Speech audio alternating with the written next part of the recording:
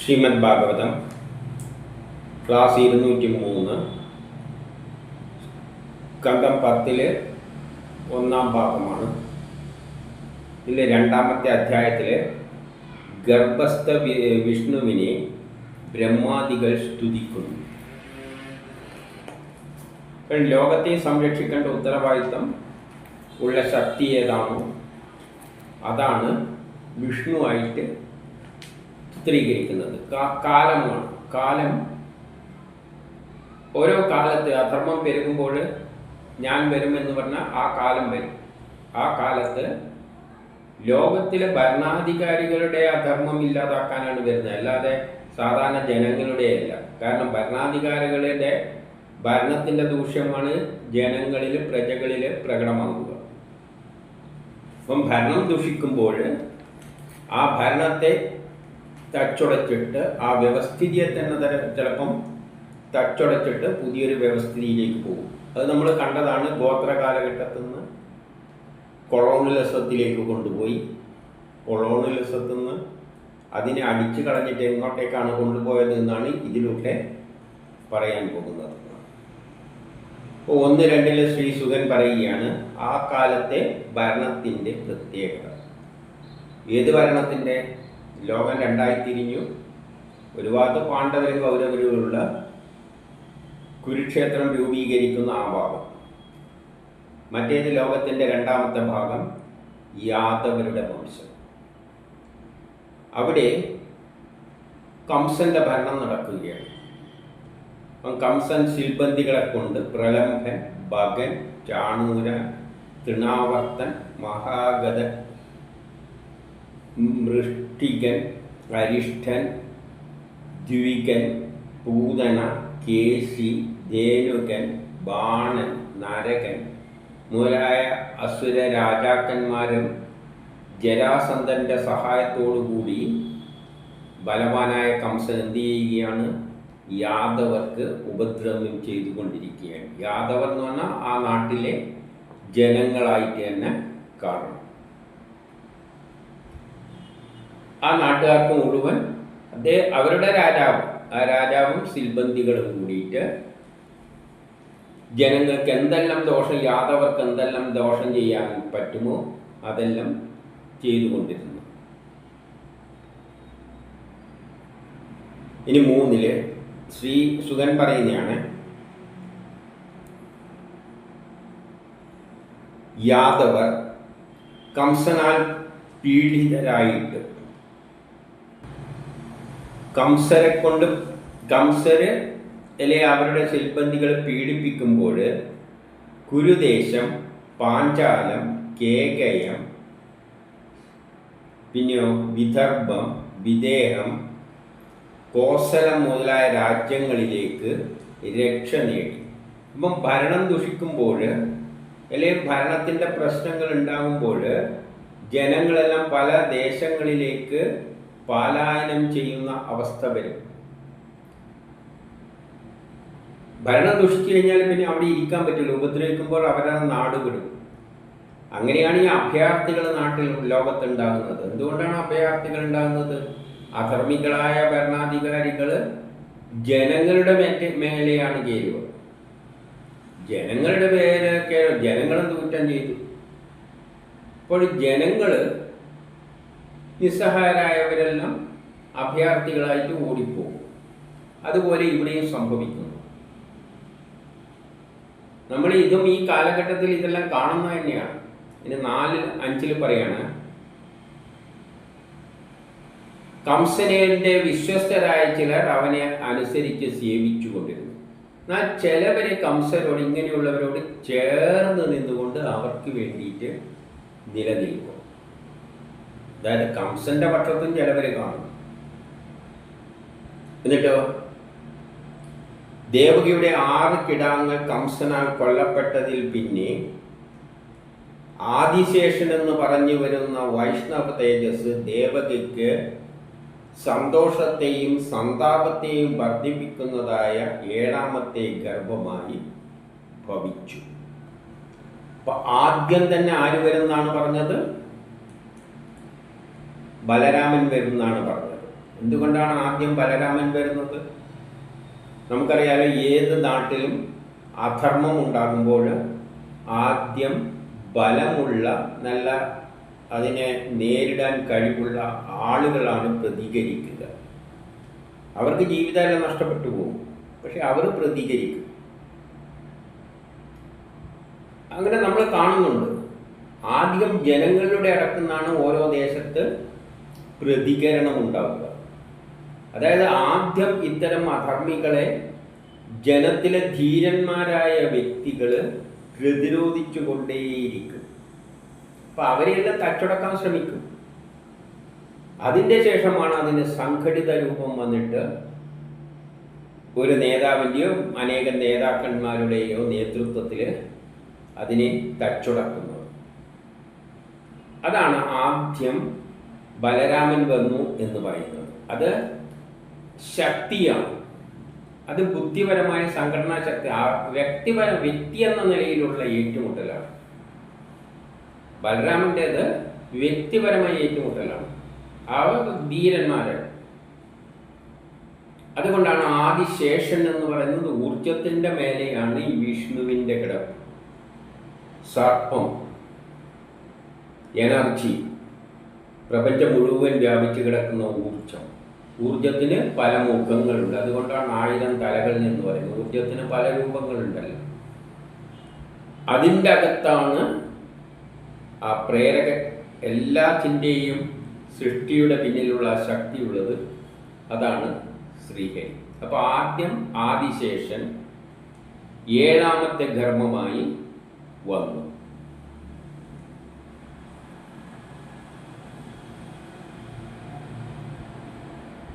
ആറില് സർവാന്തരാമിയായ, എല്ലാവരുടെയും അന്തരാമിയായിട്ടുള്ള ഭഗവാനും താൻ രക്ഷിതാവായിട്ടുള്ള യാദവരുടെ കംസനിൽ നിന്ന് ഉള്ള ഭയപ്പാട് അറിഞ്ഞ് യോഗമായോട് ആജ്ഞാപിച്ചു. അപ്പോൾ എല്ലാവരുടെയും ഉള്ളിലുള്ള ആ ശക്തി, അപ്പം ശ്രീഹരി എന്തുണ്ട്? എല്ലാവരും ആ ശ്രീഹരിയായിട്ടാണ് മാറിയിരിക്കുന്നത്. അവരുടെ ഉള്ളിലും എന്തുണ്ട്? ശ്രീഹരിയുണ്ട്. അപ്പം ശ്രീഹരിയോട് കയറിയിട്ട് പ്രത്യേകിച്ച് അങ്ങോട്ടൊരു കാര്യം നമ്മളൊന്നും പറയേണ്ട ആവശ്യമില്ല. നമ്മുടെ ഉള്ളിൽ ആ ശക്തി വിശേഷമുണ്ട്. ഇവിടെ നടക്കുന്ന എല്ലാ കാര്യവും അതിനറിയാം. അതുകൊണ്ട് അതിനോട് പ്രത്യേകിച്ച് പറയേണ്ട ആവശ്യമില്ല. അതുകൊണ്ട് അത് മായാദേവിയെ വിളിച്ചിട്ട് ഒരു കാര്യം പറഞ്ഞേൽപ്പിക്കുകയാണ്. കാരണം ഈ പ്രപഞ്ചം മായയിൽ അധിഷ്ഠിതമാണ്. അതുകൊണ്ട് മായാദേവിയോട് വിളിച്ചിട്ട് പറയുന്നു, ഹേ ശോഭനെ 17, ദേവി പശുപാലകന്മാരാലും പശുവൃന്ദത്താലും അലങ്കൃതമായ ഗോകുലത്തിലേക്ക് പോവുക. നീ ഉടനെ ഗോകുലത്തിലേക്ക് പോകണം. എന്താണ് പശുപാലകർ എന്ന് പറയുന്നത്? ആ കാലഘട്ടത്തിൽ, ഇന്നത്തെ ടെക്നോളജീൻ്റെ കാലഘട്ടമല്ല അത്, കൊളോണിയലിസം കഴിയുന്ന ആ കാലഘട്ടത്തിൽ പ്രധാനമായ ജോലി എന്ന് പറഞ്ഞാൽ പശുക്കളെയെല്ലാം പോറ്റിയിട്ട് ജീവിക്കൽ തന്നെയാണ്. അതുകൊണ്ടാണ് പശുപാലകർ എന്ന് പറഞ്ഞത്. ആ നാട്ടിൽ പോയിട്ട് എന്ത് വേണം? വസുദേവന്റെ പത്നിയായ രോഹിണി നന്ദഗോകുലത്തിൽ വസിക്കുന്നുണ്ട്. വസുദേവന്റെ വേറൊരു പത്നിയായ രോഹിണി അവിടെ നന്ദഗോകുലത്തിൽ വസിക്കുന്നുണ്ട്. കൂടാതെ കംസനാൽ പൊറുതിമുട്ടിയ വേറെ ചിലവരും ഒളിവിൽ പാർത്തു കഴിയുന്നുണ്ട്. രോഹിണി മാത്രമല്ല, പലവരും കംസനെ പേടിച്ചിട്ട് പലയിടത്തും ഒളിച്ചിട്ട് കളിക്കും. അതാണ് അന്നത്തെ കാലഘട്ടത്തിൻ്റെ പ്രത്യേകത.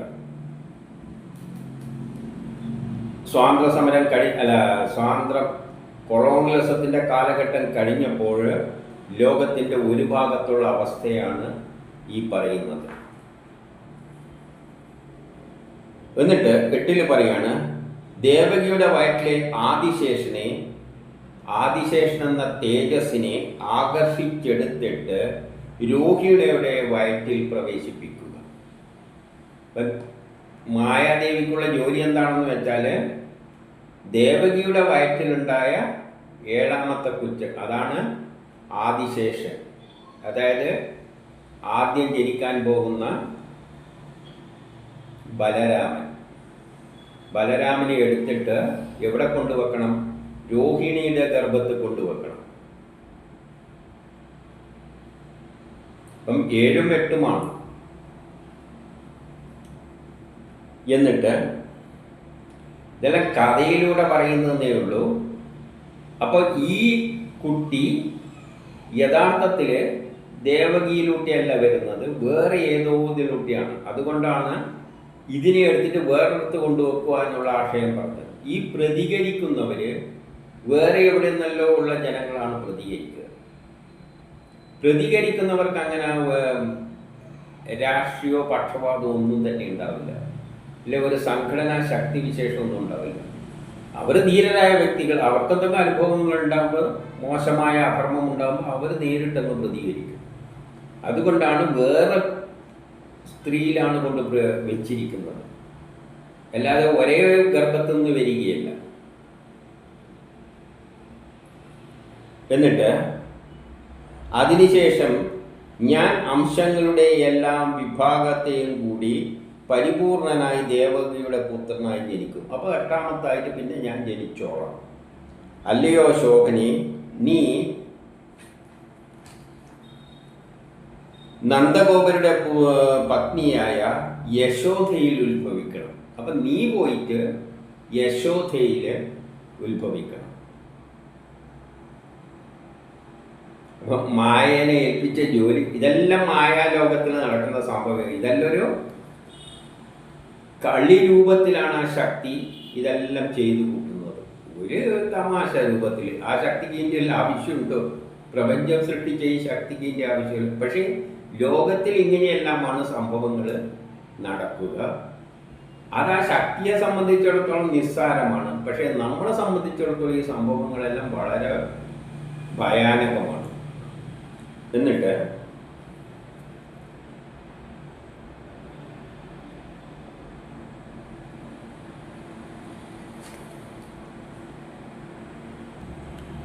അവക്കൊരു ഉപദേശം കൊടുക്കുകയാണ്, ഒരു അനുഗ്രഹം കൊടുക്കുകയാണ്.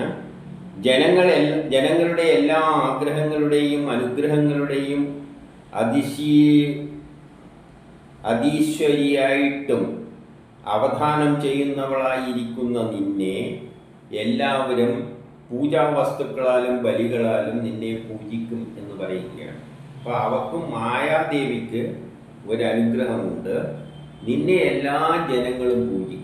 യഥാർത്ഥത്തിൽ മായക്കടിമപ്പെട്ടിട്ടാണ് മനുഷ്യർ എല്ലാ കർമ്മങ്ങളും ചെയ്യുന്നത്.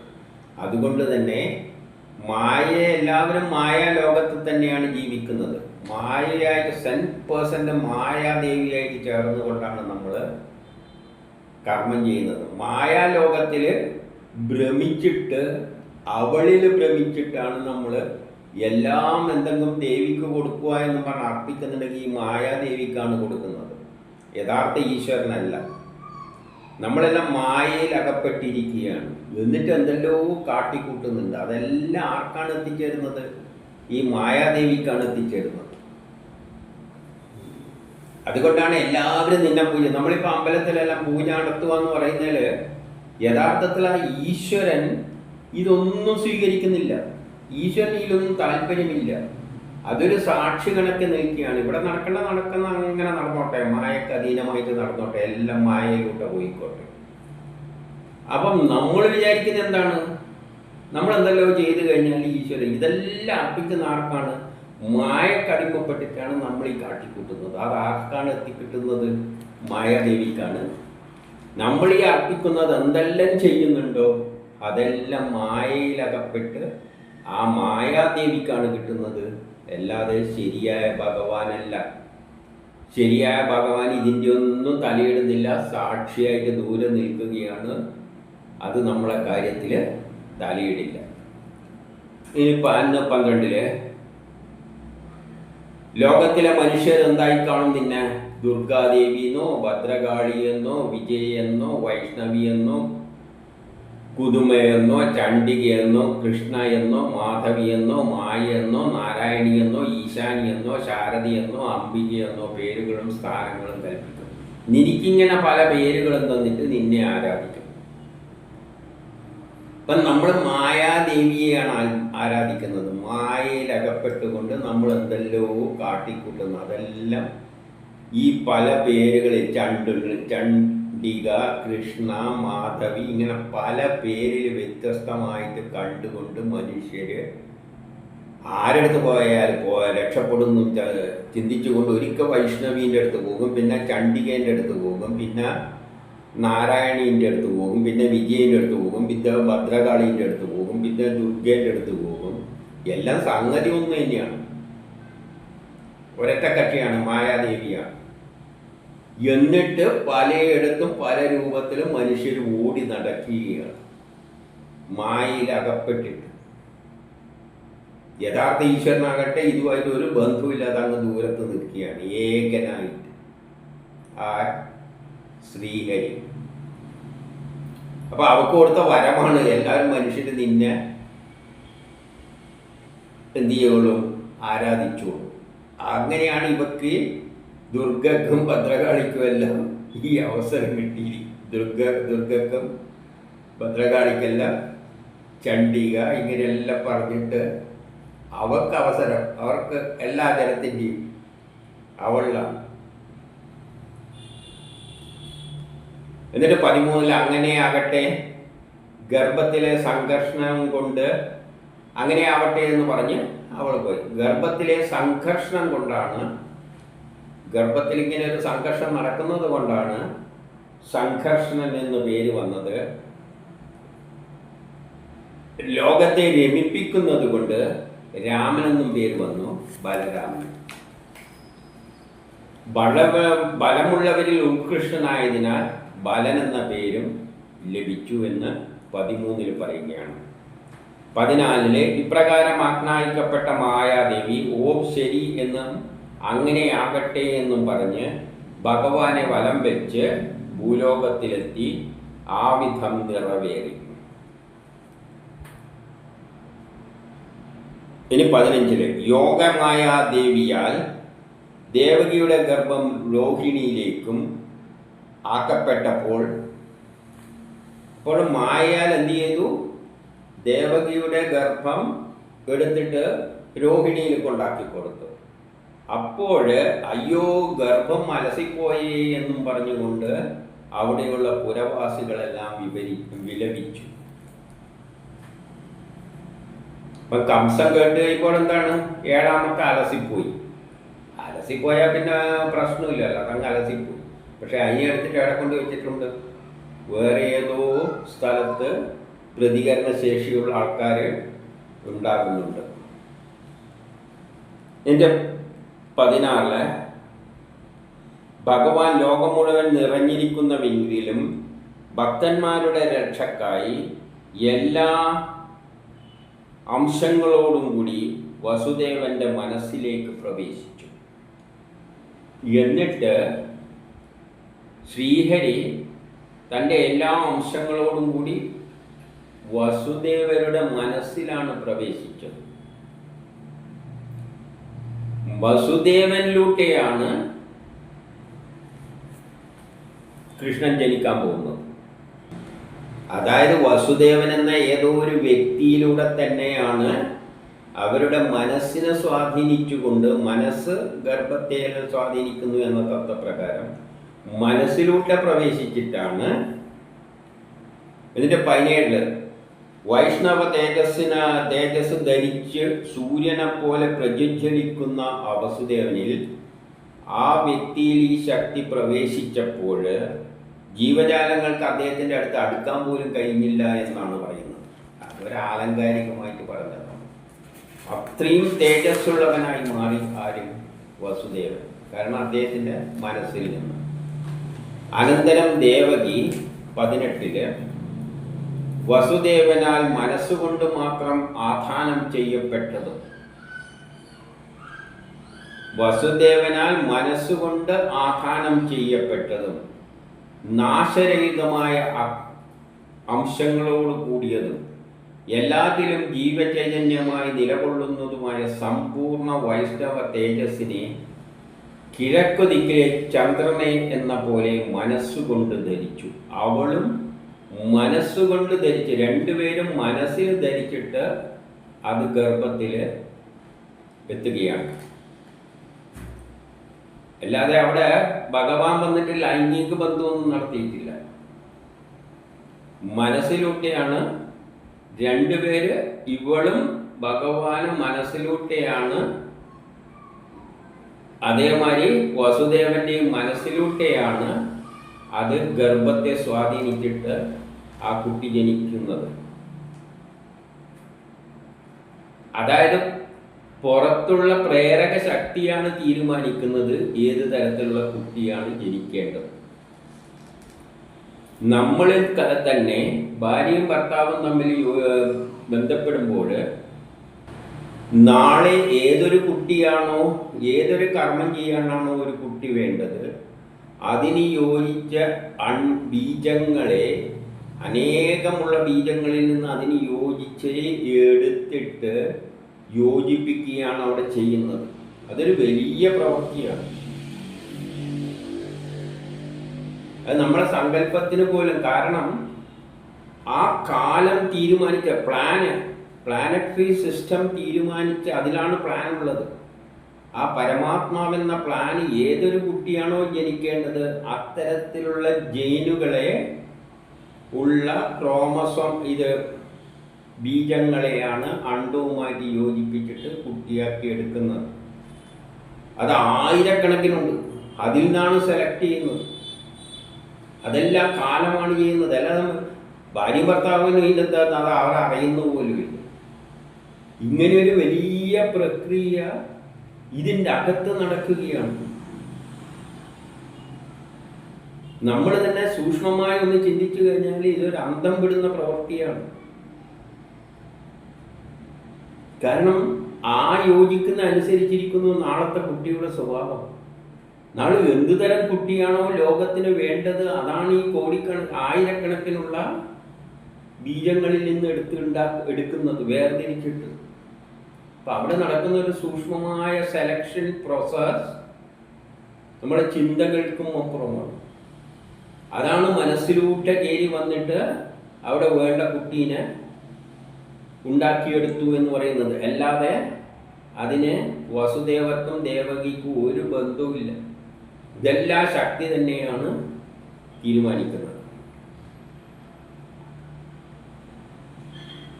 എല്ലാ ലോകത്തിൻ്റെയും ഇരിപ്പിടമായ, പിന്നെ 19 പറയാണ്, എല്ലാ ലോകത്തിൻ്റെയും ഇരിപ്പിടമാണ് ആ ഭഗവാൻ.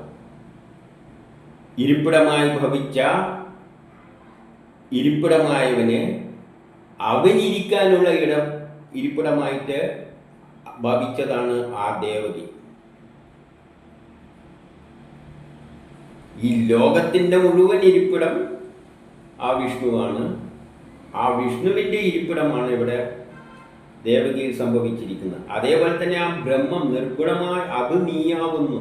അത് തന്നെയാണ് ഞാനായിട്ടും മാറിയിരിക്കുന്നത്. ആ ദേവകി കംസന്റെ ഗൃഹത്തിൽ തടവിലാക്കപ്പെട്ട് മറക്കപ്പെട്ട അഗ്നിനാളം പോലെ, അത് കംസന്റെ തടവിലകപ്പെട്ടിരിക്കുകയാണ്. ആ കംസന്റെ തടവിലാണ് അവളുള്ളത്. അവളിലാണ് ആരുള്ളത്? ആ വിഷ്ണു ഇരിക്കുന്നത്.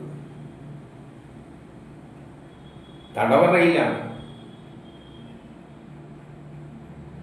തടവറയിലെ ഗർഭിണിയിലാണ്.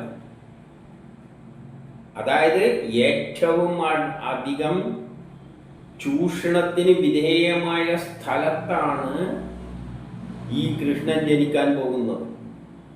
എത്രമാത്രം പീഡിപ്പിക്കപ്പെടുന്നുവോ ആ സ്ഥലത്താണ് കാലം പ്രതിഷേധമായിട്ട് പുറത്തേക്ക് വരിക.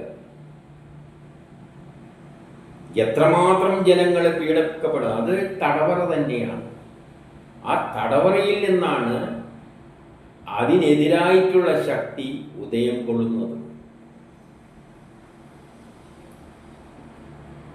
അപ്പം മറക്കപ്പെട്ട അഗ്നിനാളം പോലെ, ഒരു അഗ്നിനാളം മറക്കപ്പെട്ടതുപോലെയാണ് ആ വിഷ്ണു അവിടെ തടവറയിൽ പ്രത്യക്ഷപ്പെട്ടിരിക്കുന്നത്. ഏറ്റവും അധികം പീഡിപ്പിക്കപ്പെടുന്ന സ്ഥലത്ത് ഒരു പ്രതിഷേധം ആദ്യം ഉയർത്തെഴുന്നേൽക്കും. അതിനെയൊന്നും തടുക്കാൻ പറ്റില്ല.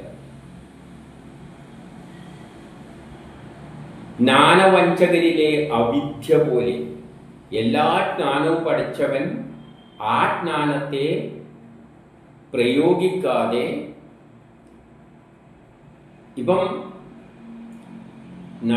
വേദങ്ങൾ ശരിക്കും മനസ്സിലാക്കിയവന് വേദത്തിലുള്ള കാര്യങ്ങൾ ചിലത് സത്യം വിളിച്ചു പറയാൻ ഇഷ്ടപ്പെടില്ല, അവനും ഇഷ്ടപ്പെടില്ല. അവനത് നീയെ മൂടി വെക്കും. അതുപോലെ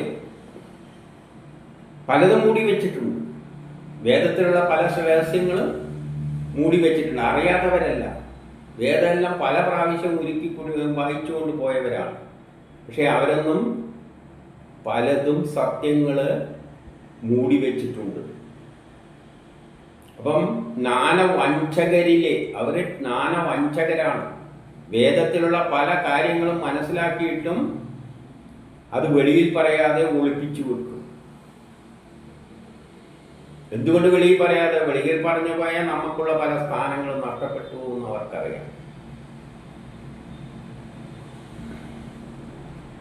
വേദം തന്നെ പറയുന്നത് എന്താണ്? ഭർത്താവ് മരിച്ചാൽ ഭാര്യയോട് പറയുന്നു, നീ അവന്റെ വാളും എടുത്തിട്ട് സമൂഹത്തിലേക്ക് ഇറങ്ങുക ജീവിക്കാൻ വേണ്ടിയിട്ട്. ഇതെന്താ വേദത്തിൽ എല്ലാവരും വായിക്കാത്തയാണ്. അതുമാതിരി വേദം തന്നെ പറയുന്നു, സമൂഹത്തിൽ ഏറ്റവും താഴെയുള്ളവരും വേദം പഠിക്കുകയും പഠിപ്പിക്കുകയും ചെയ്യട്ടെ. ഇതെന്തായാലും കാണാത്തയാണ്. വേദം തിരിച്ചും മറിഞ്ഞും ബൈഹാട്ടാക്കിയവർ കുറേയുണ്ട്. അപ്പം ഇത്തരം കാര്യങ്ങളൊന്നും അവർ അറിയാതെയല്ല. എന്നിട്ടും അവർ എന്ത് ചെയ്യാണ്? മറച്ചു വെക്കുകയാണ്. എന്തിനു വേണ്ടി? അതാണ് വേദവഞ്ചകരിലെ സദ്വിദ്യ പോലെ. വേദവഞ്ചകരാണ്. അവരുടെ ഉള്ളിൽ സദ്വിദ്യയുണ്ട്, പക്ഷെ അവരത് പുറത്തേക്കെടുക്കില്ല. അതുപോലെ ശോഭിച്ചില്ല. ഇനി 20 കംസൻ വിഷ്ണുവിനെ ഗർഭത്തിൽ ധരിച്ചവളും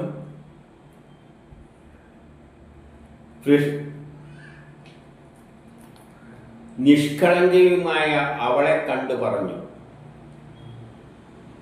അപ്പോൾ ഇവള് പിന്നീ ഗർഭമായത് ആർക്ക് മനസ്സിലായി? കംസന് മനസ്സിലായി. 8ാമത്തെ കുഞ്ഞ് ഗർഭത്തിൽ കയറിയിട്ട് ഒന്നലസിപ്പോയി. അദ്ദേഹം ധരിച്ചത് അങ്ങനെയാണ്. ഇപ്പോൾ എന്ത് പറ്റിയിട്ടുണ്ട്? 8ാമത്തെ കുഞ്ഞ് അവളെ ഒന്ന് നോക്കി. കംസൻ വിഷ്ണുവിനെ ഗർഭത്തിൽ ധരിച്ചവളും നിഷ്കളങ്കയുമായ അദ്ദേഹത്തിന്റെ സഹോദരി, പാപമായ സഹോദരിയെ കണ്ടിട്ട് സ്വയം ആത്മഗതമെന്നോണം പറഞ്ഞു, ഇതാ എൻ്റെ ജീവനെ എടുക്കുന്ന സിംഹം ദേവകിയുടെ ഗർഭത്തിൽ പ്രവേശിച്ചിരിക്കുന്നു. ഇതാ എൻ്റെ ജീവനെ എടുക്കാൻ പോകുന്ന സിംഹം ഇവളുടെ ഗർഭത്തിൽ പ്രവേശിച്ചിരിക്കുന്നു. 8ാമത്തെയാണ്. ഒന്നലസിപ്പോയല്ല. അതിനെ എടുത്ത് മാറ്റിയതും അറിഞ്ഞില്ല. ഇവൾ മുൻപ് ഈ വിധമായിരുന്നില്ല. ഇവൾ പണ്ട് ഇങ്ങനെയൊന്നും ആയിരുന്നില്ല. പക്ഷെ ഇപ്പൊ എനിക്ക് ഇവളെ ഇങ്ങനെ കാണാൻ പഴയതുപോലെ കാണാൻ പറ്റുന്നില്ല. ഈ അവസ്ഥയിൽ ഇപ്പോൾ എനിക്ക് ചെയ്യാവുന്നത് എന്ത്? 21 പറയാണ്, ഞാൻ ഈ അവസ്ഥയിൽ എനിക്കിപ്പോൾ എന്താണ് ചെയ്യേണ്ടത്? ആകെ ആശയപ്പെടും. പ്രയോജനത്തിന് വഴങ്ങിയാണെങ്കിലും വിക്രമം നശിപ്പിക്കാറില്ല. പരാക്രമം. പ്രയോജനത്തിന് വഴങ്ങിയാണെങ്കിലും അദ്ദേഹത്തോട് വാക്ക് കൊടുത്തിട്ടുണ്ട്, പുത്രൻ ജനിക്കുമ്പോൾ ഇന്ന് തന്നേക്കാം എന്ന് പറഞ്ഞേച്ചാൽ മതി. അപ്പോൾ അതിന് വഴങ്ങി നിൽക്കുകയാണ്. അപ്പോഴിനി പരാക്രമം കൊണ്ട് അത് നശിപ്പിക്കുന്നത് അത്ര ശരിയല്ല. കാരണം ഒരു വാക്ക് കൊടുത്തിയല്ലേ. ഒരു സ്ത്രീയും പ്രത്യേകിച്ച് സഹോദരിയും അതിലും വിശേഷിച്ച് ഗർഭിണിയുമായ ഇവളുടെ കീർത്തി, ഐശ്വര്യം, ആയുസ് എന്നിവ അത് നശിപ്പിച്ചു കളയും. അങ്ങനെ ഞാൻ എന്തെങ്കിലും ചെയ്തു കഴിഞ്ഞാൽ, ഒന്നാമത് വാക്ക് കൊടുത്തിട്ടുണ്ട്, കുട്ടീനെ കിട്ടിയാൽ കൊല്ലുന്നതാണ്. ഇപ്പോൾ അത് പ്രവർത്തിക്കുന്ന, അതിക്രമം ചെയ്യുന്നത് പരാക്രമമല്ല എനിക്കുണ്ട്, എന്നാലും അത് ശരിയല്ല. അതേപോലെ തന്നെ ഇവൾ സ്ത്രീയാണ്. സ്ത്രീ മാത്രമല്ല, എന്താണ്, സഹോദരിയാണ്. സഹോദരി മാത്രമല്ല, ഇവളൊരു ഗർഭിണിയും കൂടിയാണ്. അങ്ങനെയുള്ള അവസ്ഥയിൽ അവരുടെ കീർത്തി, ഐശ്വര്യം, ആയുസ് എന്നിവയെല്ലാം നശിപ്പിച്ചു കളയുന്ന ആ പ്രവൃത്തി അദ്ദേഹം ഇഷ്ടപ്പെട്ടില്ല. 22 യാതൊരുവൾ വലിയ ക്രൂര സ്വഭാവക്കാരനാണെങ്കിലും യാതൊരുവൻ വളരെ ക്രൂര സ്വഭാവക്കാരനാണെങ്കിലും, അതായത് ഈ കംസൻ വളരെ ക്രൂര സ്വഭാവക്കാരനാണെങ്കിലും ജീവിച്ചിരിക്കുന്നവെങ്കിൽ മരിച്ചവന് സമാനം. ഇത്തരം അവസ്ഥയിൽ ജീവിച്ചിരിക്കുക എന്ന് പറയുന്നത് മരിച്ചതിന് സമാനമാണ്. എത്ര ക്രൂര സ്വഭാവമുള്ള ധീരനായാലും ഇത്തരം അവസരങ്ങൾ, ഇതായത് വല്ലാതെ ഒരു കുടുക്കിലാണ് വന്നുകൊണ്ടിരിക്കുന്നത്. ഇത്തരം ഒരവസ്ഥയിൽ ജീവിച്ചിരിക്കുക എന്ന് പറയുന്നത് മരിച്ചതിന് സമാനമാണ്. ദേഹത്തെ ആത്മാവായി കരുതുന്ന അവന്റെ ദേഹം നശിക്കാതെ ഇരിക്കുന്ന കാലത്ത്, ദേഹത്തെ ആത്മാവായി, മനുഷ്യരെല്ലാം ഈ ദേഹത്തെയാണ് ആത്മാവായിട്ട് കാണുന്നത്. അപ്പം കംസനി ജനങ്ങൾ കാണുന്ന എന്താണ്? ഈ ശരീരമായിട്ടാണ് ജനങ്ങൾ കാണുന്നത്. അപ്പം ശരീരം നശിക്കാതിരിക്കുന്ന കാലത്ത് ജനങ്ങൾ എന്ത് പറയും? ഞാൻ എന്തെങ്കിലും ചെയ്തു കഴിഞ്ഞാൽ എന്നെ കുറ്റം പറയും. എന്നെ ആത്മാവായിട്ടല്ല കാണുന്നത്, എന്നെ ജനങ്ങളെല്ലാം ഈ ശരീരമായിട്ടാണ് കാണുന്നത്. ഈ ശരീരം വെച്ച് ഞാൻ എന്തെങ്കിലും പ്രവർത്തിച്ചു കഴിഞ്ഞാൽ ജനം പോകുമ്പോൾ പിന്നെ ഏത് കാലത്ത് എന്നെ കുറ്റം പറയാം. അങ്ങേര് വാക്ക് കൊടുത്തിയല്ലേ കുട്ടീനെ തരാമെന്നെല്ലാം പറഞ്ഞിട്ട് പിന്നെ അവളെ ശരിയാക്കിയത് ശരിയാണോ എന്നെല്ലാം പറഞ്ഞു കളയും. എന്നിട്ടോ ശരീരം നശിച്ചാലോ അതീവം നരകത്തിലും ദുഃഖകരമായ നരകത്തിലും പെടും. അതുകൊണ്ട് ഇപ്പം ഇത് ചെയ്യുന്ന ശരിയല്ല, ഒന്ന് ക്ഷമിച്ച് കളയാം. ആ ഗർഭം ഉണ്ടായപ്പോൾ മുതൽ അദ്ദേഹത്തിന് ഉറക്കമില്ല. ഈ ഗർഭം എവിടെയാണ് ഉണ്ടായത്? തടവറയിലാണ്. അപ്പൊ ഇവിടെ കാലമാണ് തടവറയിൽ പ്രത്യക്ഷപ്പെടുന്നത്. അതൊരു പ്രതിഷേധപൂരമായിട്ടാണ്. സാധാരണ ഒരു രാജ്യം അധർമ്മത്തിലേക്ക് പോകുമ്പോൾ ആദ്യം പ്രതിഷേധങ്ങൾ ഉത്ഭവിക്കുന്നത് എത്രമാത്രം ദാരിദ്ര്യമുള്ള സ്ഥലത്തോ അവിടെ നിന്നാണ്, അല്ലെങ്കിൽ ജയിലുകളിൽ നിന്നാണ്. നീതിമാന്മാരായ ആൾക്കാരെയെല്ലാം പിടിച്ച് ജയിലിലിട്ട് കഴിഞ്ഞാൽ അവർ അവിടെ നിന്ന് പ്രതിഷേധിക്കും. അല്ലെങ്കിൽ ഏറ്റവും ദാരിദ്ര്യമുള്ള സ്ഥലത്ത് നിന്നാണ് പ്രതിഷേധത്തിൻ്റെ ശബ്ദം പുറത്തേക്ക് വരുന്നത്. ആ ശബ്ദം വരുന്നത് മുതൽ ഭരണവർഗത്തിന്, രാജാവിന് ഉറക്കം നഷ്ടപ്പെടും. ഒരു രാജ്യം ഏറ്റവും അധികം അധർമ്മത്തിലേക്ക് പോയി, ജനം കഷ്ടപ്പെടുന്നു, നരകിക്കുന്നു, ഭക്ഷണമില്ല, ജീവിക്കാൻ വഴിയില്ലാതെ ഇരിക്കുമ്പോൾ അങ്ങനത്തെ സ്ഥലം എവിടെയുണ്ടോ ആ സ്ഥലത്ത് നിന്നാണ് ആദ്യം പ്രതിഷേധം പുറത്തേക്ക് വരും. ആ പ്രതിഷേധങ്ങൾ കാണുമ്പോൾ മുതൽ ഭരിക്കുന്ന ഭരണാധികാരികൾക്ക് എന്ത് നഷ്ടപ്പെടും? മനസമാധാനം നഷ്ടപ്പെടും.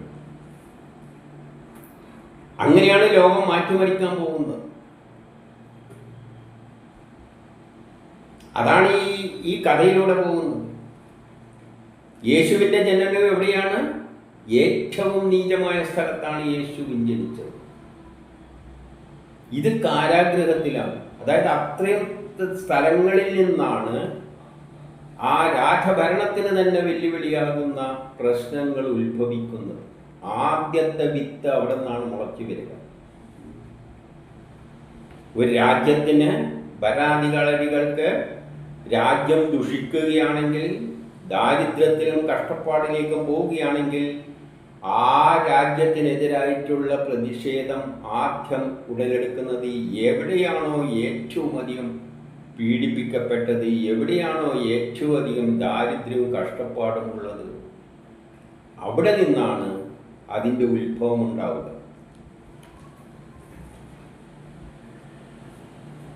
എൻ്റെ 23 രാജാവായ കംസൻ ഇപ്രകാരം വിചാരിച്ചിട്ട് അതിക്രൂരമായ സ്വഭാവത്തിൽ നിന്നും തന്നെത്താൻ പിൻവലിച്ചു. അദ്ദേഹം ഭയങ്കര ക്രൂരനാണ്, പക്ഷേ അദ്ദേഹം എന്ത് ചെയ്തു?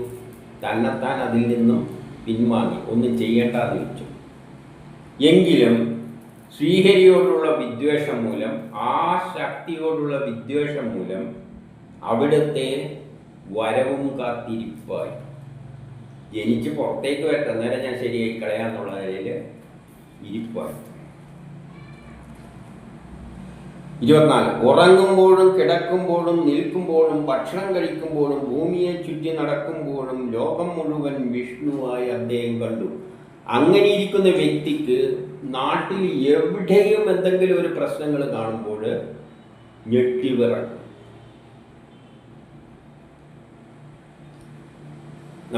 ഇത് ഇന്ത്യൻ സ്വാതന്ത്ര്യ സമരം ഒന്ന് ചിന്തിച്ചു നോക്കൂ. ആദ്യം പട്ടാളക്കാരുടെ ഇടക്കിൽ നിന്നാണ് അവരെ പീഡിപ്പിച്ചപ്പോഴെന്ന് പറഞ്ഞിട്ട് ആണ് സിപ്പായി ലഹള ഉണ്ടായത്. പീഡിപ്പിച്ചു. എന്താ പീഡിപ്പിച്ച? ഏതോ ഒരു ബുള്ളറ്റ് മൃഗക്കൊഴുപ്പ് കൊണ്ടുണ്ടാക്കിയതാണെന്നല്ല, എന്തെല്ലോ കിംവദന്തി വന്ന് അത് കടിക്കാൻ പറയുന്നു എന്നും പറഞ്ഞുകൊണ്ടാണ് അത് തുടങ്ങിയത്. അവിടെ പോലീസ് പിന്നെ അത് തൊട്ട് തന്നെ എവിടെയെല്ലാം എന്തെങ്കിലും ശബ്ദം ഉണ്ടെങ്കിൽ ഇവർക്ക് ഉറക്കം ഉണ്ടാവില്ല. ഇതൊരു ശാസ്ത്ര ചരിത്ര സത്യമാണ് പറയുന്നത്. നാട് ദൂഷിക്കാതെ ഭരണാധികാരികൾ നാട്ടിൽ തന്നെ ജനങ്ങളുടെ ഏറ്റവും സെറ്റ് വരെയുള്ള ജനങ്ങൾ തൃപ്തരാക്കാൻ ശ്രമിച്ചുകൊണ്ട് ഭരണാധികാരികൾ ഭരിക്കണം. ഭരിച്ചില്ല എങ്കിൽ, ജനത്തെ മറന്നുകൊണ്ട് ഭരിച്ചാൽ അധികകാലം മുന്നോട്ടേക്ക് പോകില്ല. എവിടെയാണോ കഷ്ടപ്പാട് ദുരിതമുണ്ടാകുന്നത് അവിടെ നിന്ന് ആദ്യത്തെ ആ വിത്ത് അവിടെ നിന്നാണ് മുളച്ചു വരിക. അത് പുൽത്തൊട്ടിലിന് സമാനമാണ്, അത് കാരാഗൃഹത്തിന് സമാനമാണ്. കാരാഗൃഹത്തിൽ നിരപരാധികളെയെല്ലാം പിടിച്ചിടും. ആരെയെല്ലാണ് ഭയക്കുന്നത് അവരെയെല്ലാം പിടിച്ച് കാരാഗൃഹത്തിൽ കൊണ്ടിടും. പിന്നെ അങ്ങനെയുള്ള ഭരണാധികാരികൾക്ക് ഇരിക്കുമ്പോഴും നടക്കുമ്പോഴും എല്ലാം കാണുന്നതിലെല്ലാം ഈ വിഷ്ണു വരുമോ എന്നുള്ള പേടിയാണ്. സർവത്തിലും ബ്രഹ്മത്തെ അപ്പോഴാണ് ദർശിക്കുക. കാണുന്നതിലെല്ലാം ബ്രഹ്മത്തെ, ആ ഈശ്വരനെ ദർശിക്കും. ഈശ്വരനാണ് വരുന്നത്. എന്നിട്ടോ 25 ബ്രഹ്മാവും ശിവനും നാരദാദികളും നാരദനും മറ്റുമെല്ലാം മഹർഷിമാരും എല്ലാ രാജപാലകരുമെല്ലാം പരിവാര സമേതം ബ്രഹ്മാവിനോട് കൂടി അവിടെ വന്നിട്ട് ഭഗവാനെ സ്തുതിക്കുകയാണ്. പിന്നെ കുറേ ഭഗവാനെ പറ്റിയുള്ള സ്തുതിയാണ്. നമ്മൾ എപ്പം കേൾക്കുന്ന സ്തുതി തന്നെ തിരിച്ചും മറിച്ചും എല്ലാം പറയും. ആ ഈശ്വരനെ പറ്റി നമ്മൾ മനസ്സിലാക്കണം. ഇതിൻ്റെ പിന്നിലൊന്നും നമ്മളൊന്നും അല്ല. ലോകത്തെ മാറ്റിമറിക്കുന്നത് നമ്മളോ അല്ലെങ്കിൽ ഇവിടുത്തെ ഭരണപക്ഷമോ പ്രതിപക്ഷമോ അല്ലെങ്കിൽ ഏതെങ്കിലും ആൾക്കാരല്ല. ഇതാദ്യം മനസ്സിലാക്കുക. ഭരണപക്ഷവും പ്രതിപക്ഷവും ഒന്നും അല്ല ലോകത്തെ മാറ്റിമറിക്കുന്നത്. ലോകത്തെ മാറ്റിമറിക്കുന്നത് ജനത്തിന് നിൽക്കക്കള്ളിയില്ലാതെ ജീവിക്കാൻ വഴിയില്ലാതെ വരുമ്പോൾ അവിടെ നിന്ന് തുടങ്ങും പ്രശ്നം. അത് പിന്നെ വളർന്നിട്ട് ഒരു വല്ലാത്ത അവസ്ഥയിലേക്ക് എത്തും. അതാണ് ഈ പറഞ്ഞുകൊണ്ട് മനസ്സിലാക്കേണ്ടത്. അപ്പം ഭരണാധികാരികൾ ചിന്തിച്ചതാണ് ജനത്തേക്കും ഏതു സമയവും ജനത്തിന് തൃപ്തി ഉണ്ടാക്കുന്ന തരത്തിൽ മുന്നിട്ട് കൊണ്ടുപോകണം. ഇല്ലെങ്കിൽ അടിത്തറ ഇളകും. അത് എവിടെയായാലും. ഇപ്പം ഫ്രാൻസിൽ തന്നെ നമ്മൾ നോക്കിക്കോളൂ, എന്തെല്ലാം പ്രശ്നങ്ങളാണ് അവിടെ കുത്തി കളിക്കുന്നത്. ജനങ്ങൾ തെരുവിലിറങ്ങി.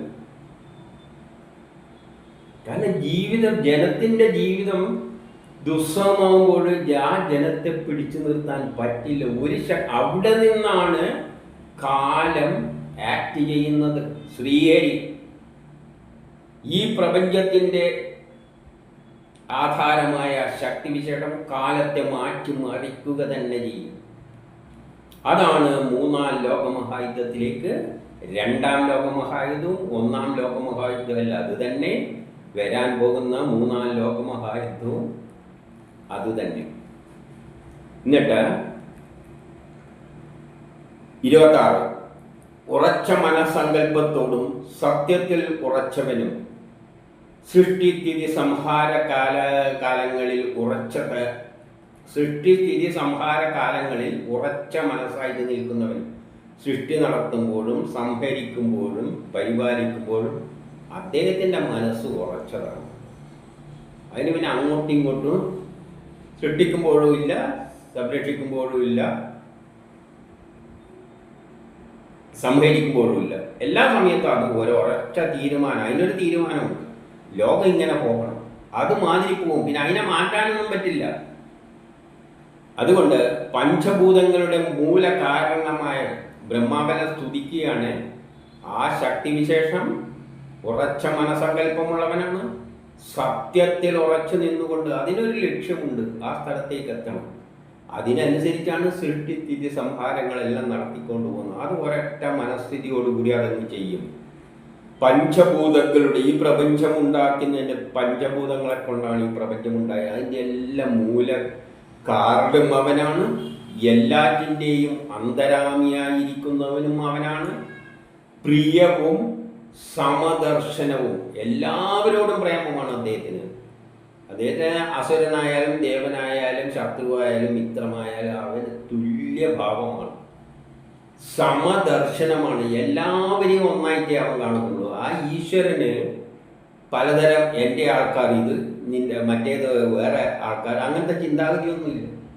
സമദർശിയാണ്, എല്ലാവരും ഒരേപോലെയാണ് കാണുന്നത്. എന്നിട്ടോ എന്ന നിലയിൽ വർത്തിക്കുന്ന തിരുവടിയെ ഞങ്ങൾ ശരണം പ്രാപിക്കുന്നു. ഇനി 27, ഈ പ്രപഞ്ചമാകുന്ന ആദി വൃക്ഷം ഈ പ്രപഞ്ചത്തെ വലിയൊരു വൃക്ഷമായിട്ട് ചിത്രീകരിക്കുകയാണ്.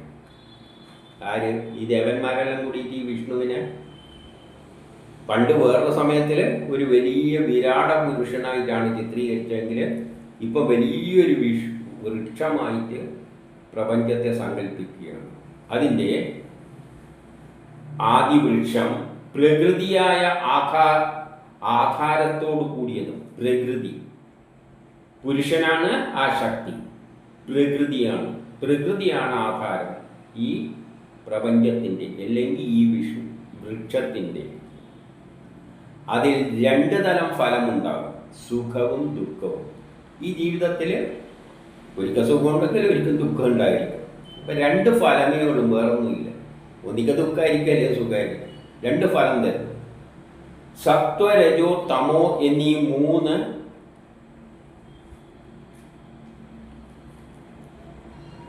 വേരുകളുള്ളത്. ഇതിൻ്റെ ആ വൃക്ഷത്തിൻ്റെ വേരുകൾ സത്വ രജോ തമോ 3 ഗുണങ്ങളുള്ള വേരുകളാണ്.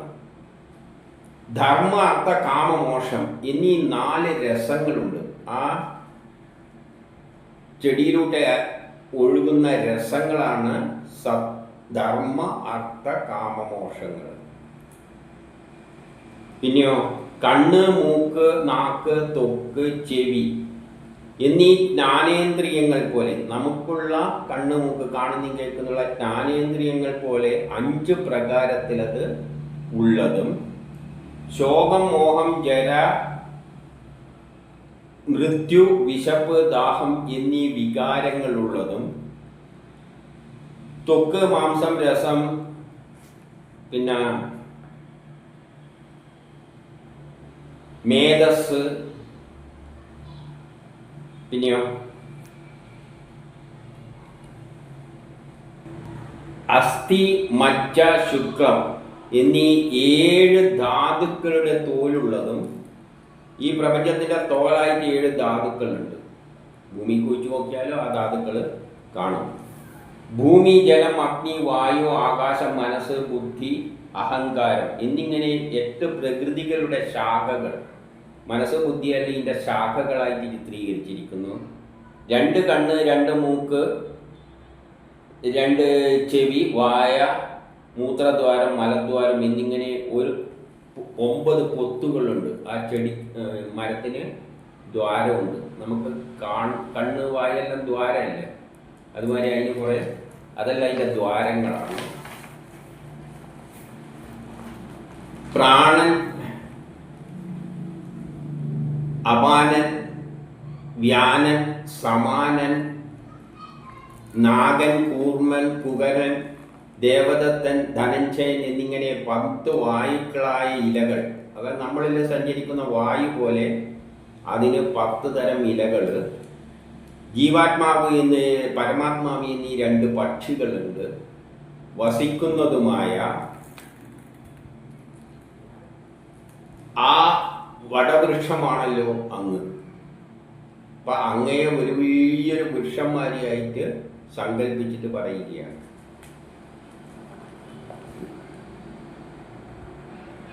ഈ 28 ഈ പ്രപഞ്ച വൃക്ഷത്തിന് അങ്ങാണ് ഉൽപ്പത്തിക്ക് കാരണം. അങ്ങനെയുള്ളൊരു പ്രപഞ്ച വൃക്ഷം അല്ലെ ഈ പ്രപഞ്ചം ഉണ്ടാക്കിയതിന് പിന്നിൽ അങ്ങാണുള്ളത്. അപ്പൊ ഇവിടെയെല്ലാം ആരെയാണ് സ്തുതിക്കുന്നത്?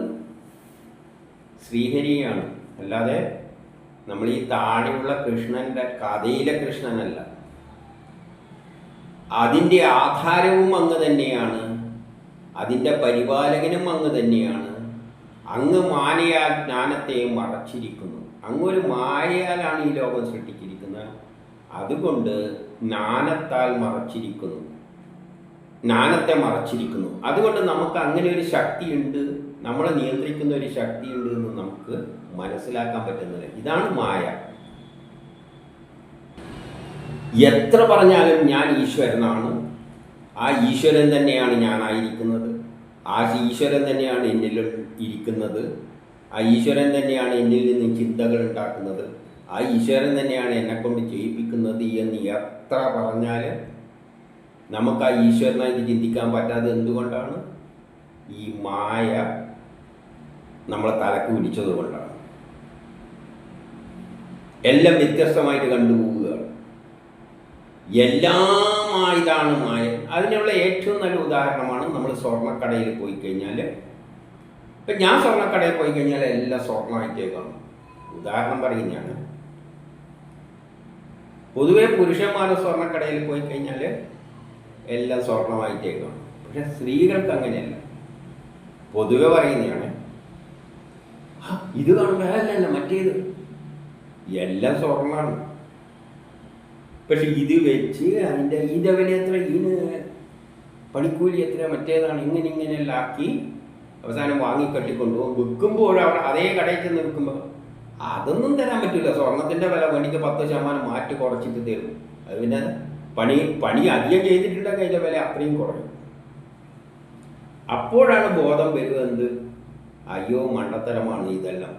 നമ്മൾ അന്ന് ഇതെല്ലാം വാങ്ങുന്നതിന് പകരം പ്ലെയിനായിട്ടുള്ള വാങ്ങിയാൽ മതിയായിരുന്നു. അപ്പോൾ അധികം പണി കുറയില്ല. അധികം പണി വരുമ്പോൾ അതിൻ്റെ അകത്ത് മറ്റേ കല്ലെല്ലാം വെക്കുകയാണെങ്കിൽ അതെല്ലാം അവർ പിന്നെ കല്ലെല്ലാം എടുത്ത് മാറ്റി അതിനെ കൊണ്ട് ഉരുക്കിയിട്ടെല്ലാണ് പിന്നെ ഒരുമാതിരി കിടക്കുക. എന്നിട്ടാണ് തൂക്കാൻ പോകുന്നത്. അപ്പോഴാണ് നമുക്ക് ബോധം വരും, വെറുതെ അന്ന് ശരിയായ വളമാരി സിമ്പിളായിട്ടുള്ള വാങ്ങിയിരുന്നെങ്കിൽ വലിയ പണിക്കൂലിയൊന്നും നഷ്ടം ഇങ്ങനെ ഉരുക്കൊന്നും ചെയ്യില്ലായിരുന്നു. അപ്പം നമ്മൾ മായയിലകപ്പെട്ടാണ്. പലതായിട്ട് നമുക്ക് തോന്നിയാണ്. സ്വർണമാണെങ്കിൽ അതിനെ പല അതേ അവസരത്തിൽ ഈ പ്രപഞ്ചത്തിലുള്ള എല്ലാ ബ്രഹ്മമാണ് മാറിയിരിക്കുന്നത്. നമുക്കതിനെ അങ്ങനെ കാണാൻ പറ്റുന്നുണ്ടോ? ഇല്ല. അതുകൊണ്ട് ജ്ഞാനത്തെ മറച്ചിരിക്കുന്നു. അതുകൊണ്ട് ഞങ്ങൾ അങ്ങേ വിവിധ രൂപത്തിൽ കാണുന്നു. അതുകൊണ്ടാണ് നമ്മളെല്ലാത്തിനെയും പലതായിട്ട് കാണുന്നത്. സ്വർണ്ണക്കടയ്ക്ക് ഏതായാലും പലതുമായി തോന്നും. മറ്റേ നല്ലത്, ഇത് മോശം, ഇത് വടക്ക്, ഇതിന് വില കൂടുതൽ, അതിന് മറ്റു വില കുറവ്, ഇതെല്ലാം തോന്നും. അതുപോലെ നമ്മളും അങ്ങേ വിവിധ രൂപത്തിൽ കാണുന്നു. മായ അകന്നവർ അങ്ങനെ ആവില്ല. ഈ മായ മാറിക്കഴിഞ്ഞാൽ നമുക്ക് എല്ലാം ബ്രഹ്മമായിട്ട് കാണാൻ പറ്റും. പിന്നെ ഹിന്ദുവില്ല, മുസ്ലിമില്ല. അതാണ് ആത്മീയതയിലേക്ക് തിരിയുന്നവർ. ആദ്യത്തെ പടി എല്ലാത്തിലും ബ്രഹ്മത്തെ ദർശിക്കാൻ പഠിക്കണം. അത് നടക്കുന്ന കാര്യമൊന്നുമില്ല. അതാണ് ആത്മീയത. 29 ജ്ഞാനസ്വരൂപിയായ അങ്ങ് സ്ഥാവര ജംഗമത്തിൻ്റെ ക്ഷേമത്തിനായി സത്വഗുണം ചേർന്നവനും. അത് സത്വഗുണം ചേർന്ന സത്വം എന്ന് പറഞ്ഞാൽ ഒരു സ്റ്റഡിയായി നിൽക്കുന്ന അവസ്ഥയാണ്. സത്തുക്കൾക്ക് ആശ്വാസം നൽകും. അങ്ങ് നല്ല ആൾക്കാർക്ക് ആശ്വാസം നൽകും, അസത്തുക്കൾക്ക് വിനാശം വരുത്തും. ആരാണ് നല്ല ആൾക്കാർ? ലോക നന്മക്കായിട്ട് അദ്ദേഹം സൃഷ്ടിച്ചത് നല്ലൊരു ലോകമുണ്ടാക്കാനാണ്. ആ യജ്ഞത്തിൽ പങ്കെടുത്തിട്ട് ലോകത്തെ പുരോഗതിയിലേക്ക് നയിച്ചിട്ട് ഒരു സുന്ദരമായ ലോകമുണ്ടാക്കുക. അതിന് നിൽക്കുന്നത് സത്തുക്കൾ, സ്വാർത്ഥമതികളായവരെല്ലാം അസത്തുക്കൾ, അസത്തുക്കൾക്ക് വിനാശം ഉണ്ടാക്കുന്നവരും, പ്രകൃതി വിഷയങ്ങൾ വീണ്ടും വീണ്ടും ഉണ്ടാക്കുന്നവരുമാണ്. അവരിങ്ങനെ ഉണ്ടാക്കി കളിച്ചുകൊണ്ടിരിക്കും. ഇനിയിപ്പോൾ ഒരു 3-ാം ലോകമഹായുദ്ധം, മഹാഭാരത യുദ്ധമെല്ലാം നടന്നിട്ട് എല്ലാവരെയും കൊന്നിട്ട് കുറച്ച് പേരെ നന്നാകെ രക്ഷിച്ചെടുത്തിട്ട് ഒരു നല്ലൊരു വസുദേവ കുടുംബം ഉണ്ടാക്കിയാൽ പിന്നെ അത് ഉറപ്പിച്ചങ്ങനെ നിർത്തൂല. പിന്നെ അതിനെയും അടിച്ച് പൊളിച്ചിട്ട് പിന്നെ ആദ്യം ഒന്നേന്ന് ഉണ്ടാക്കുക. അങ്ങനെ ഉണ്ടായിക്കൊണ്ടേയിരിക്കും. അതിന് വേറെ താല്പര്യമൊന്നുമില്ല. ഇങ്ങനെ ഒരു കളി. കുട്ടികൾ കടപ്പുറത്തിരുന്നിട്ട് മണ്ണുണ്ടാക്കും, പൊളിക്കും, മണ്ണുണ്ടാക്കിയിട്ട് പൊളിക്കും. ഇതുപോലെയുള്ളൊരു കളിയാണതിന്. നമുക്കാണ് ഇത് വല്ല സീരിയസ്. എന്തുകൊണ്ടാണത്? നമ്മൾ മായയിൽ അകപ്പെട്ടുകൊണ്ട് അതിൻ്റെ പിന്നാലെ ഓടുന്നു. 30. ചില വിവേകികൾ അങ്ങാകുന്ന കപ്പലിൽ സംസാര സാഗരത്തെ നിഷ്പ്രയാസം മറികടക്കും. അപ്പം അങ്ങയുടെ പാദങ്ങളെ കപ്പലായിട്ട് സങ്കല്പിച്ചുകൊണ്ട്, അങ്ങയുടെ പാദങ്ങളിൽ മനസ്സർപ്പിച്ചുകൊണ്ട് അങ്ങ് പോകുന്ന വഴിയിലൂടെ നമ്മളും പോകും. അങ്ങയുടെ പാദങ്ങളിൽ മനസ്സർപ്പിക്കുക എന്ന് പറഞ്ഞാൽ അങ്ങ് പോകുന്ന വഴി എങ്ങോട്ടേക്കാണ് പോകുന്നത്? ഒരു സുന്ദരമായ വസുദേവ കുടുംബത്തിലേക്ക്. ആ പാദങ്ങളിൽ വഴി അർപ്പിച്ചുകൊണ്ട് നമ്മൾ മുന്നോട്ടേക്ക് പോവുകയാണെങ്കിൽ നമ്മൾ നിഷ്പ്രയാസം സംസാര സാഗരം മറികടക്കും. 31. കടക്കുവാൻ പ്രയാസമുള്ളതും ഭയങ്കരവുമായ സംസാര സാഗരം സ്വയം കടക്കുന്ന അവർ, അങ്ങനെയുള്ളവർ സ്വയം ആ സംസാരത്തെ കടന്നിട്ട് അങ്ങയുടെ പാതാരബിന്ദമായ ആ കപ്പലിനെ മറ്റുള്ളവർക്കായി വെച്ചിരിക്കുന്നു. നമ്മൾ ഒരു ബോട്ട് കയറിയിട്ട് അപ്പുറത്തെ കരക്ക് പോയിട്ട് ബോട്ടിനെ അവിടെ വെക്കും, വേറെ ആരെങ്കിലും വേണ്ടിക്ക് കടന്നോട്ട് എന്ന പോലെ ഇങ്ങനെ ബുദ്ധിമാന്മാരായ ആൾക്കാർ ആ വിഷ്ണുവിനെ തൻ്റെ പാദങ്ങളെ ചിന്തിച്ചുകൊണ്ട് ലോകത്തെ മുന്നോട്ടേക്ക് നയിക്കുമ്പോൾ അതിനൊത്തു പോവുകയും കാലത്തെ പിന്നോട്ടേക്ക് വിഭാഗീയ ചിന്തകളിലേക്ക്, ഗോത്രകാലഘട്ടത്തിലേക്ക്, രാമൻ്റെ കാലഘട്ടത്തിലേക്ക്, പരശുരാമൻ്റെ കാലഘട്ടത്തിലേക്ക് പിന്നോട്ടേക്ക് തള്ളുകയല്ല. കൃഷ്ണൻ്റെ കാലഘട്ടത്തിലൂടെ മുന്നോട്ടേക്ക് പോകുമ്പോൾ ആ പാദത്തെ പിന്തുടർന്നുകൊണ്ട് നമ്മളും പോയാൽ ആ പാദം ഒരു കപ്പലായിട്ട് ആക്ട് ചെയ്യും. നമ്മൾ സംസാര സാഗരം മറികടക്കും. അങ്ങനെ മറികടന്നവർ ആ കപ്പലവിടെ വെച്ചിട്ടുണ്ട്. അങ്ങയുടെ പാദമാകുന്ന കപ്പൽ അവിടെ ഉപേക്ഷിച്ചിട്ടുണ്ട്.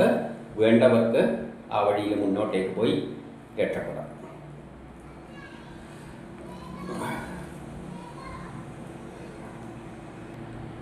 ഇനി 32 പറയുകയാണ്,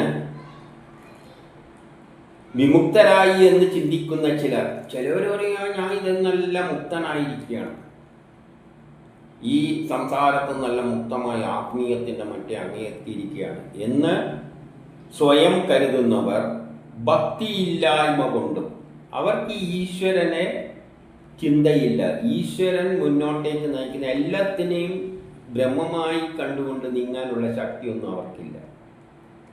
വലിയ ആത്മീയവാദിയാണെന്നെല്ലാം പറയും, പക്ഷേ മനുഷ്യരെയോ മൃഗങ്ങളെയോ എല്ലാം ബ്രഹ്മമായി കാണാനൊന്നും അവരെ കൊണ്ട് പറ്റിയില്ല. അതാണ് ഭക്തിയില്ലായ്മ കൊണ്ടും ചിത്തശുദ്ധിയില്ലായ്മ. ചിത്തത്തിന്, മനസ്സിന് ശുദ്ധിയില്ല.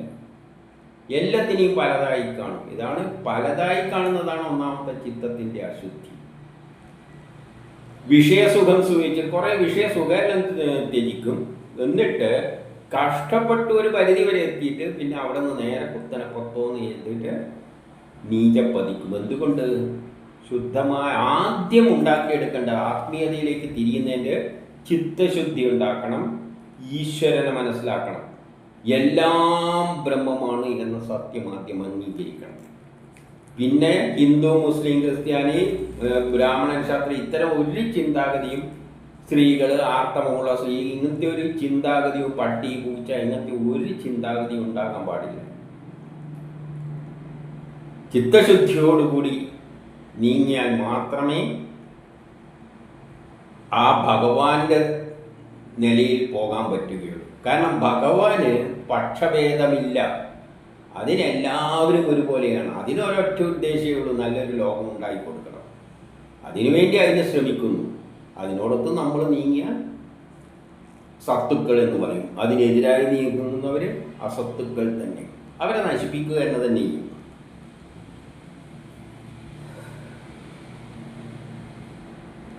ഇനി 33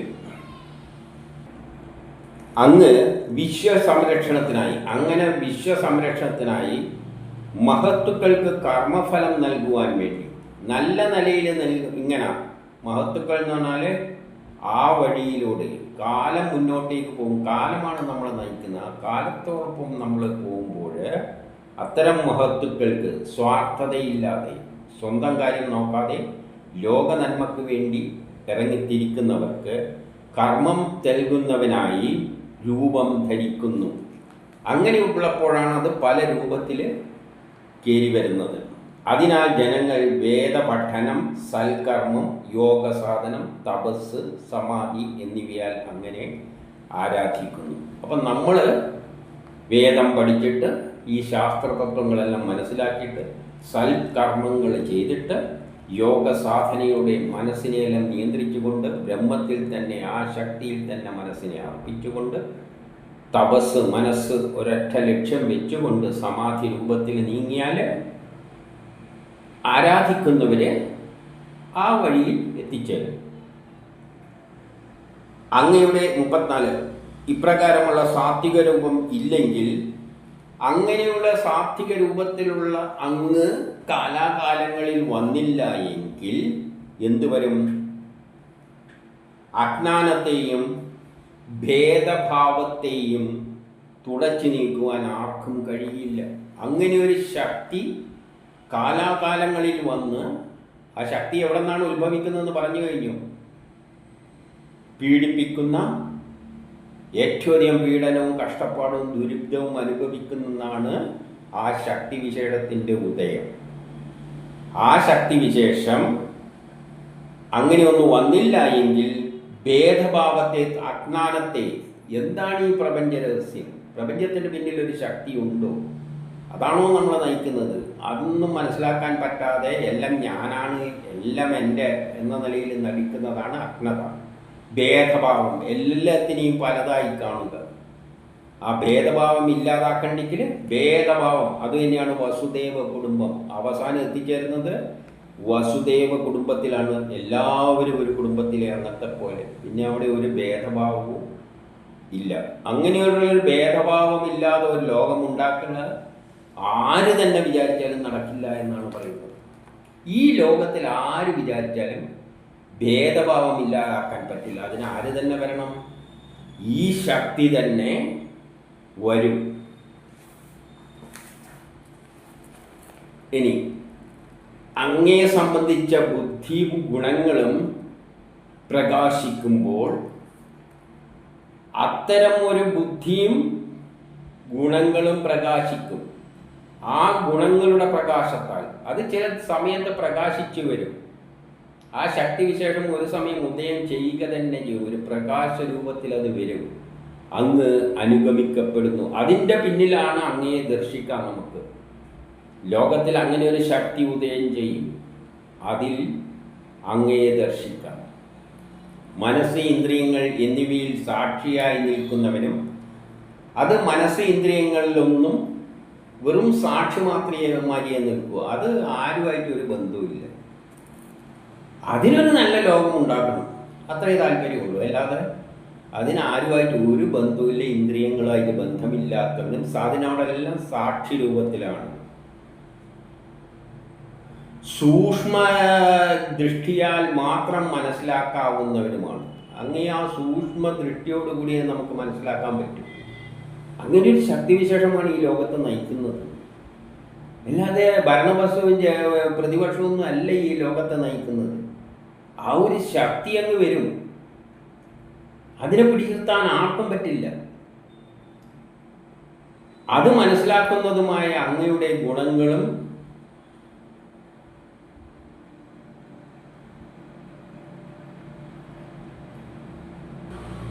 അപ്പോൾ സൂക്ഷ്മ ദൃഷ്ടിയിലൂടെ മനസ്സിലാക്കിയാൽ മാത്രമേ അത് നമുക്ക് ആ ശക്തിവിശേഷത്തെ, ലോകത്തെ മാറ്റിമറിക്കുന്ന ആ ശക്തിവിശേഷത്തെ നമുക്ക് മനസ്സിലാക്കാൻ പറ്റുകയുള്ളൂ. ലോകത്തിൽ ഓരോ കാലത്തിൽ ലോകത്തിൽ ഉണ്ടാക്കുന്ന മാറ്റങ്ങൾ, പുതിയൊരു ലോകമാർക്കും ക്രമം ഉണ്ടാകുമ്പോൾ ഒരു ശക്തിവിശേഷം മുതലെടുക്കുന്നുണ്ട് ഏതെങ്കിലും ഒരു സ്ഥലത്തു നിന്നല്ല. അത് സൂക്ഷ്മമായി നിരീക്ഷിച്ചാൽ നമുക്ക് മനസ്സിലാക്കും. അതിനെ പിന്നെ ഇനി പിടിച്ചു കിട്ടാൻ പറ്റില്ല എന്ന് നമുക്ക് മനസ്സിലാക്കും. അതൊക്കെ ഏതെങ്കിലും ഒരു വ്യക്തികൾ എടുക്കുന്നതൊന്നുമല്ല, കാലം തന്നെയാണത് പ്രകടമായിട്ട് പുറത്തേക്ക് വരുന്നത്. അങ്ങയുടെ ഗുണങ്ങളും ജന്മത്താലും കർമ്മത്താലും സ്വീകരിക്കപ്പെട്ട നാമരൂപങ്ങൾ, അത് പല നാമങ്ങളില് രൂപങ്ങളില് അത് വരും. അതിന് ഇന്ന രൂപം എന്നൊന്നും പറയണ്ട, അതിന് പല രൂപത്തിലുള്ള നാമരൂപങ്ങൾ. അത് കൃഷ്ണനായിട്ടൊന്നും വരണമെന്നൊന്നുമില്ല, പല രൂപത്തിൽ വരാം. ആ രൂപങ്ങൾ അങ്ങയുടെ ഗുണങ്ങളെ പ്രകാശിപ്പിക്കും. അങ്ങയുടെ ഗുണം പ്രകാശിപ്പിച്ചുകൊണ്ടാണ് അത് വരിക. അതിൻ്റെ രൂപമൊന്നും നമ്മൾ പല രൂപത്തിൽ വരാം. അത് ആ രൂപത്തിലേക്ക് പ്രത്യക്ഷപ്പെട്ടു വരും. ആ പ്രകാശത്തിലാണ് അങ്ങ് അനുഗമിക്കുന്നത്. നമുക്കറിയാലോ, ഫ്രഞ്ച് വിപ്ലവം എന്ന് പറഞ്ഞ ആ വിപ്ലവം പെട്ടെന്ന് ആരെങ്കിലും ഏതെങ്കിലും ഒരു നേതാവ് ഉണ്ടാക്കിയെടുത്തിയൊന്നുമല്ല, ലോകത്തെ തന്നെ മാറ്റിമറിച്ചു. ഫ്രാൻസിലന്ന് നടന്നത് ഒരു കാലത്തിൽ ജനങ്ങളങ്ങ് പൊട്ടിത്തെറിച്ചു. ആരെയും പിന്നിൽ ജനങ്ങളെ ഇങ്ങനെ ഇറക്കി വിട്ടത് പെട്ടെന്ന്. അതൊന്ന് സൂക്ഷ്മമായി നിരീക്ഷിച്ചാലേ മനസ്സിലാക്കുകയുള്ളൂ. അതൊന്നും ഏതെങ്കിലും ഒരു വ്യക്തികളൊന്നും അല്ല. അത് അല്ലെ ഭരണപക്ഷം പ്രതിപക്ഷം അങ്ങനെയൊന്നും അല്ല. ലോകം മാറുന്നത് ആ കാലം തന്നെയാണ്. ഒരു എവിടുന്നോ അങ്ങ് പൊന്തി വരും. അത് കാലത്തെ മുഴുവൻ ഒരു ഭൂകമ്പം പോലെ എന്നിട്ട് അടിച്ച് മാറ്റും. ആ പ്രകാശത്തിൽ അങ്ങ് അനുഗമിക്കും എന്ന് പറയുകയാണ്. 36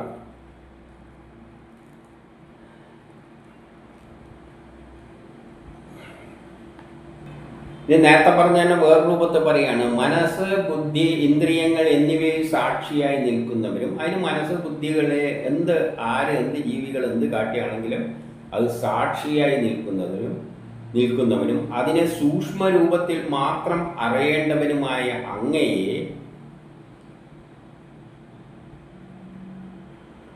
അങ്ങയുടെ കർമ്മങ്ങളെയും ഗുണങ്ങളെയും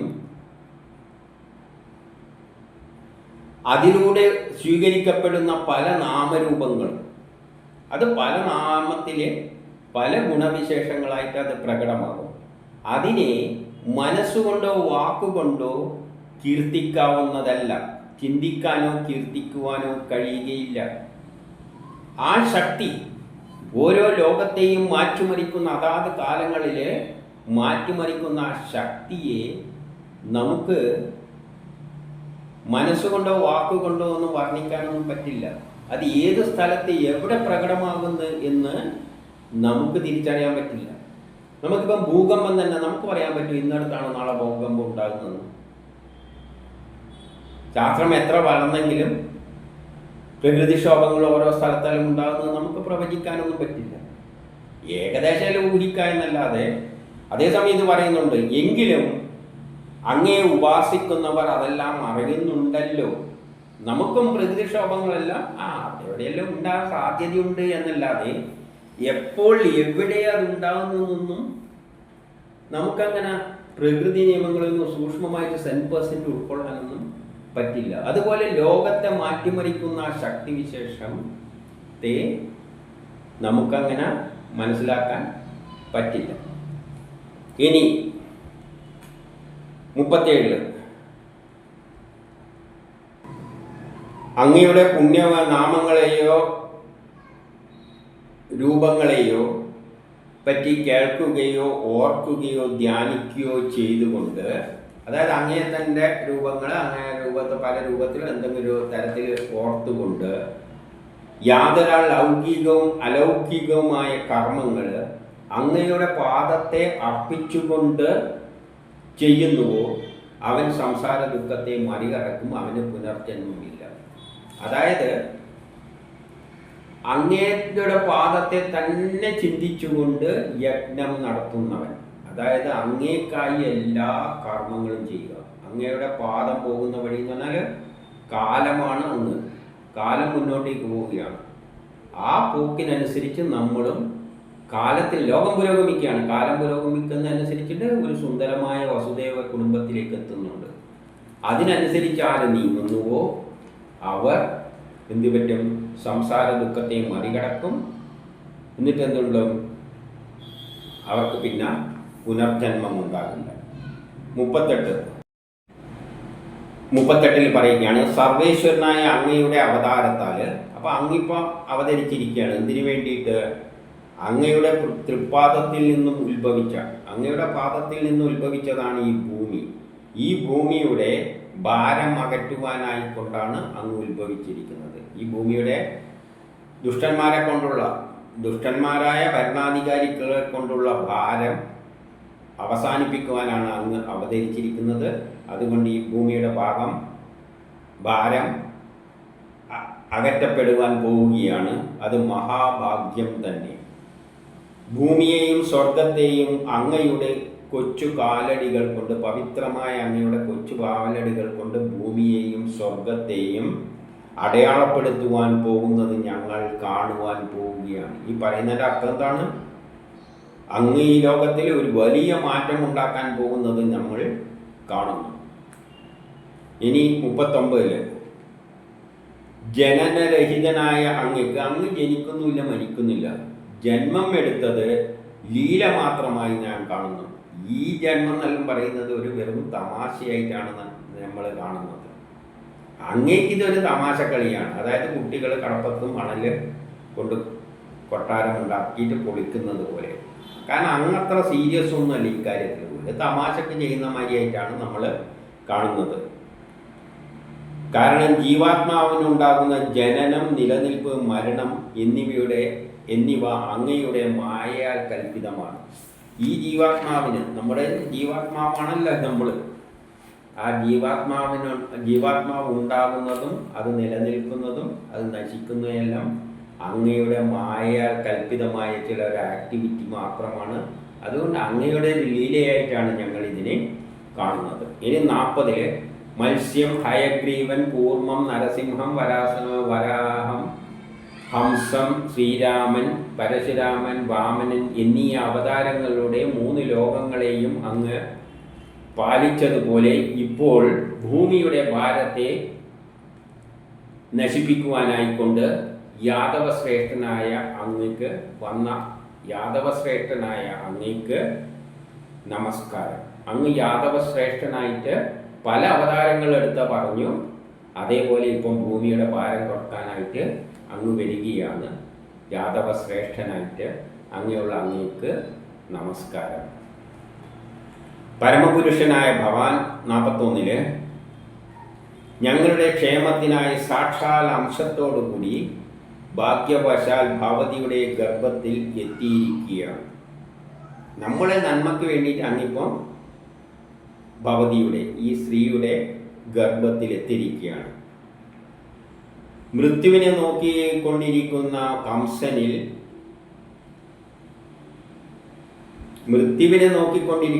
അതായത് കംസൻ എന്ത് ചെയ്യുന്നുണ്ട്?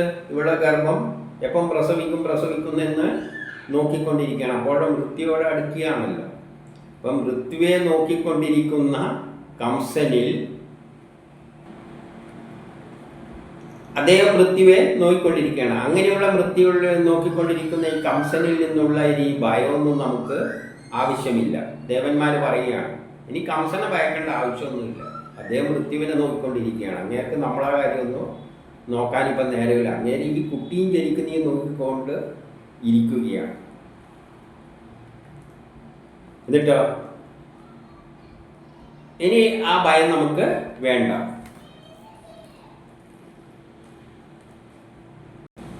ഭവതിയുടെ പുത്രൻ എന്തായിത്തീരും? യാദവരുടെ രക്ഷകനായി മാറും. ആ വിഭാഗത്തിൻ്റെ രക്ഷകനായിട്ട് ലോകത്തിലെ ഒരു വിഭാഗം പാണ്ഡവരുടേതായിട്ട് പറഞ്ഞിട്ടുണ്ട്. മറ്റേ വിഭാഗമാണ് യാദവ കുലം. ആ യാദവ കുലത്തിൻ്റെ രക്ഷകനായിട്ട് അങ്ങ് തീരും. ഇനി ശ്രീസുഖൻ 42 പറയുകയാണ്, യാദവരുടെ രൂപം എന്ന് പറഞ്ഞാൽ ആ ഭഗവാന്റെ, ആ ഈശ്വരൻ്റെ, ആ ശ്രീഹരിയുടെ രൂപം യാതൊരു പ്രകാരത്തിൽ ഈ പ്രപഞ്ചത്തിന് വ്യത്യസ്തമായിരിക്കുന്നുവോ ആ ശ്രീഹരിയുടെ രൂപം എന്താണ്? ഈ പ്രപഞ്ചത്തിൽ യാതൊരു പ്രകാരത്തിൽ ഈ പ്രപഞ്ചത്തിൽ വ്യത്യസ്തമായിരിക്കുന്നുവോ? ഈ പ്രപഞ്ചത്തിൽ നമ്മൾ കാണുന്നതെല്ലാം ശ്രീഹരി തന്നെയാണ്. പക്ഷെ അത് യഥാർത്ഥ രൂപത്തിൽ നിന്ന് എന്താണ്? വ്യത്യസ്തമാണ്. യഥാർത്ഥത്തിൽ അതിനെന്തില്ല? രൂപമില്ല, ഭാവമില്ല, ഒരു ചുക്കുമില്ല. നിർഗുണമാണ് ആ ബ്രഹ്മം. അതിന് രൂപമില്ല, ഭാവമില്ല, അതിനെ കാണാനും പറ്റൂല, കേൾക്കാനും പറ്റൂല, മനസ്സിലാക്കാനും പറ്റൂല. 100% മനസ്സിലായി. ഏതോ ഒന്നിൽ നിന്ന് പ്രപഞ്ചമുണ്ടായി അത് എന്തെല്ലോ കാട്ടിക്കൂട്ടുന്നു. ആ നിലയിൽ മാത്രമേ ആ ഈശ്വരൻ നമ്മൾ ചിന്തിക്കേണ്ടതുള്ളൂ. കൂടുതലൊന്നും മനസ്സിലാക്കാൻ വളരെ എളുപ്പമാണ്. എന്തോന്നുണ്ടായിരുന്നു, പക്ഷെ അത് നമുക്ക് കണ്ണും മൂക്കും കൊണ്ടൊന്നും മനസ്സിലാകുന്ന സാധനമല്ല. അതാണ് പ്രപഞ്ചമായിട്ട് മാറിയത്, നമ്മളെല്ലാമായിട്ട് മാറിയത്. അപ്പം യാതൊരുവന്റെ രൂപം യാതൊരു പ്രകാരത്തിൽ ഈ പ്രപഞ്ചത്തിൽ വ്യത്യസ്തമായിട്ട് കാണുന്നുവോ? ഈ പ്രപഞ്ചത്തിൽ കാണുന്ന എല്ലാം വ്യത്യസ്തമായിട്ട് കാണുകയാണ്. അതെന്താണ്? അത് തന്നെയാണ് ഇങ്ങനെ പലതായിട്ട് മാറിയിരിക്കുന്നത്. ആ പരമപുരുഷനെ ഈ വിധം സ്തോത്രം ചെയ്തുകൊണ്ട് ബ്രഹ്മാവും പരമശിവനും എല്ലാം എന്ത് ചെയ്ത് ഇത്രയും സ്തോത്രം ചെയ്തിട്ട് അവരവരുടെ വാക്കിൽ സ്വർഗത്തിലേക്ക് പോയി.